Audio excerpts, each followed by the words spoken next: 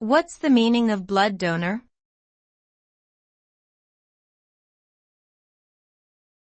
Blood donor.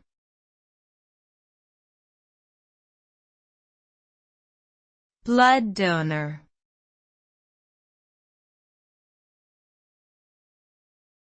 Blood donor.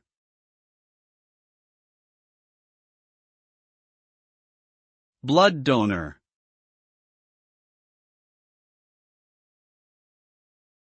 A blood donor is an individual who voluntarily provides their blood for medical purposes. Blood donation is a life-saving act that helps replenish the supply of blood in hospitals and clinics.